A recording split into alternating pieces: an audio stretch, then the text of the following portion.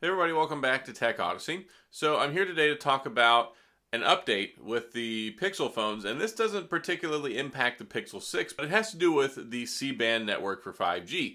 And this is something where it was just enabled for Verizon with the Pixel 6 series phone with the March update, so it's applicable because Google's kind of backtracking on something that was originally supposed to be in the works for the previous Pixel phones that supported the C-band 5G. And I'm going to explain this a little bit in depth just so you understand, because there's different types of 5G. And we're going to unpack this and determine, is this a bad thing or is it not a bad thing? Because I think it is still kind of limited. When you look at it, we're typically used to 2G, 3G, 4G, LTE, all that good stuff, and then this magical world of 5G. And as we've come to experience it, there was initially the big push for the millimeter wave technology, which is like that whole gigabit and greater speeds whenever it comes to the internet, the functionality, the 5G signal on your phone. So if you went to a couple of the initial trial cities, you were in like Dallas or you're in like Chicago or New York City, they had this amazing 5G experience where basically if you're in like 100 yards of the tower, you get these insane download speeds. And that was a cool thing. Kind of narrow an application at the time just because there wasn't a lot of technology to take advantage of it. Well, there are different bands. So you've got the ultra wideband with Verizon, you've got the millimeter wave, we've got this C band, and then we've got the sub 6 5G, which is what a lot of the phones use because it uses less energy, it travels a longer distance, but it also kind of changes that notion of, okay, we're getting a much higher download speed. Like, people get upset because they see 5 bars on 5G and you're getting 5 megabytes download, and it's like, why is this taking forever? I'm on 5G. Well, not all 5G is created equal, and that brings in this particular band of 5G, which is the C band. And it's below the millimeter wave, but it's of course much higher in transmission capability than just the typical 5G like extended network. Remember like the whole 5GE thing that everybody was mad about when T-Mobile and AT&T put those online? Well, so the C-band was supposed to give you a larger transmission range than the millimeter wave, but also still give you some really good data speeds. And that's kind of a fair compromise, especially when you're in a built up area. And there's actually, I think, about 26 pilot cities for Verizon. I think there was like 22 pilot cities for AT&T. T-Mobile doesn't have any yet because they didn't get into the auction for this whole C-band thing. So, and that also goes to their networks too. Like, so under T-Mobile, you got Metro by T-Mobile. You also got Mint Mobile, and then I think a couple other different carriers don't have it either. So Verizon, they just greenlit their C-band here recently. The Pixel 6 and the Pixel 6 Pro will support it if you're on Verizon. So that's a cool thing. AT&T, I believe theirs is online. It just depends on the certain areas in the markets that it's in, but it's very narrow in application right now. So I was a little frustrated at first when I saw, okay, the Pixel 5, the Pixel 5a, the ones that support 5G were supposed to be able to take advantage of the C-band network, and they're just not going to unlock it for them to use in the US. Basically, Google apparently just has to push a software patch to the phone to enable it to turn on. Of course, this doesn't apply to 4G phones, so I don't know why they put too much emphasis on previous generations of phones. If it doesn't have 5G, it doesn't have 5G. So we're looking at essentially the Pixel 5 and the 5a and the 4a 5G. So those are the three really important ones here. That whole C-band thing would be nice if you're in one of the pilot areas, and also if you're available internationally with this, because internationally they're not even limiting it, saying that they're not going to enable it. So it's very weird, the application for this, but I wanted to talk about it for a minute because C-band is a big deal. I think it's kind of the future for more suburban 5G for these high data speeds, because the 5G extended network, the ultra wideband, all that stuff, it's just not cutting it when it comes to the data speeds that I think a lot of people really expect. When it comes to 5G, of course, we're kind of pacified by the idea of that with the millimeter wave technology, because it's so powerful, but it's very short bursts, very short distance. So outside of a big city, it just doesn't have the impact. You would have to have a tower basically every 100 yards, and that's just not feasible. So the C-band gives us a little bit more distance. I think it's about a half mile in between is the ideal transmission, and you can actually do it closer or farther than that. This was also problematic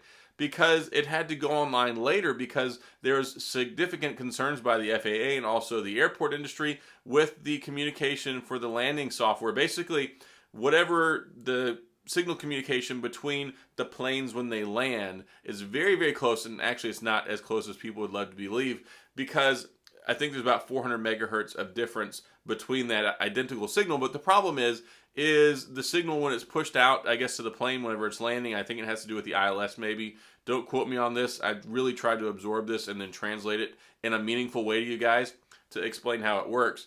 When the planes come in to land, and I guess maybe even take off, there's these signals that bounce back and forth to them, and that signal strength is very close to the C-band. So they were worried that once these C-band antennas got greenlit, that it would cause problems and there would be plane crashes and stuff like that. And I guess they determined it wouldn't happen, maybe, but they also came to an arrangement where they said, okay, within a certain distance of the airports, we won't use C-band.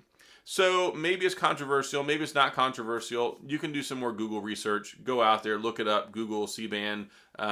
You'll find some answers, especially when it comes to that. But I saw it. At first, I was really kind of disappointed. But then I'm like, okay, the modems are not really incredibly built out on the Snapdragon 765 that was in the other lighter, older phones that could take advantage of this. And I think that they're very well suited for the 5G, the sub-6 5G, because it's better for long range, it's better for power consumption. That's really what you want in a phone. So yes, it's good, I think, with the Pixel 6 because a lot more broader applicability, newer modem, bigger batteries, and all sorts of cool stuff like that. So I think it's important they have it on the Pixel 6. I don't think it's the end of the world when it comes to the previous Pixel phones. I definitely think they should have it moving forward for all of them, because this is an emerging technology.